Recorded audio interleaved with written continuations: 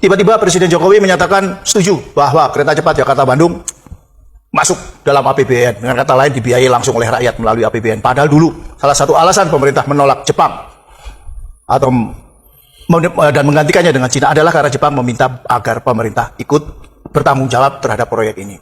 Waktu itu Pak Jokowi bilang bahwa ini adalah proyek B2B, pemerintah tidak ikut campur. Dan ternyata sekarang justru pemerintah menyatakan akan ikut menalangi kekurangan dana yang mencapai 40 triliun rupiah. Kemudian kita tiba-tiba dengar lagi ketika banyak orang yang heboh soal pinjaman online, terutama karena ada berita antara lain seorang ibu rumah tangga yang mati bunuh diri karena nggak tahan menghadapi debt collector dari pinjol online. Tiba-tiba Pak Presiden juga mengatakan bahwa pinjol telah menyalurkan dana sebanyak 120 triliun. Ini juga, waduh, ini apa yang sesungguhnya terjadi di Indonesia nih, terutama di sektor keuangan. Dan rakyat tentu saja juga akan dikenai beban secara langsung karena ada undang-undang pajak baru yang menaikkan pajak pertambahan nilai dari 10% menjadi 11%. Itu antara lain. Belum lagi pajak-pajak yang dikenakan kepada sembako. Nah, saya sendiri jadi bertanya-tanya, ada apa nih sesungguhnya di sektor keuangan Indonesia? Kok bisa muncul berita-berita yang demikian hebat, dahsyat, dan bagi saya miris? Bagaimana Pak Antoni Anda menjelaskan semua kejadian ini? Ya, ini sangat menarik ya. Jadi tol infrastruktur ya, tol dan ada kereta cepat ya, itu kan lagi bermasalah. Satu kereta cepat itu tidak usai-usai, tidak selesai-selesai ya, bahkan dan investasinya membengkak. Ya. Sehingga sekarang dimintakan oleh bisa masuk pada APBN. Dan statement Pak Jokowi ini di mana nih orang-orangnya Pak Jokowi? Ini kok membahayakan sekali kepada Pak Jokowi ini, kepada Presiden, sampai Presiden bisa mengatakan bahwa ini dibolehkan dari APBN.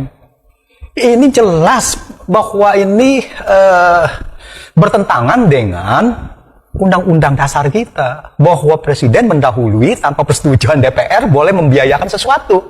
Karena untuk membiayakan sesuatu di APBN itu kan harus mendapat persetujuan dari DPR. Waduh, ini bahaya sekali gitu. Jadi kelihatan sekali bahwa ini DPR sudah dianggap tidak ada. Nah, ini salah satu permasalahan sangat serius, bukan masalah uangnya, tetapi masalah prosedur. Ya, ini melanggar Undang-Undang Dasar, melanggar kewenangan DPR yang mempunyai hak budget. Ini pertama. Terus kedua adalah mengenai tol yang Waskita Karya. Waskita Karya itu tol, kalau nggak salah investasinya awalnya rencananya 4 triliun. Lalu kemudian membengkak menjadi 10 triliun. Wah, ini kan sudah bukan membengkak lagi ini. Ini 2,5 kali lipat. Luar biasa. Lalu di divestasi katanya 2,44 triliun. Untuk yang kepemilikan Waskita Karya sebesar 55%. Ini kan kita cuma mendengar dari media. Tapi sebetulnya gimana sih posisinya? Untung apa rugi? Pertama adalah kenapa itu bisa membengkak? Dan kedua, bahwa ini adalah merugikan keuangan negara apa tidak? Ini Pak Fuad, ini kalau seandainya KPK-nya yang dulu generasi pertama, ini kelihatannya nih banyak pejabat-pejabat yang bisa masuk penjara ini Pak. Karena ini jelas kalau ini bisa merugikan negara gitu. Ya, dari kereta cepat ke ini. Nah, itulah. Jadi, waduh, ini menyeret ke semuanya. Ini BUMN siapa? Meneknya BUMN. Ini kan kalau kereta cepat itu dari 2015, 2016. BUMN yang lama. Bagaimana dengan Menteri BUMN yang baru? Apakah juga terlibat? Kenapa tidak dievaluasi kembali dan sebagainya? Ini bisa bahaya.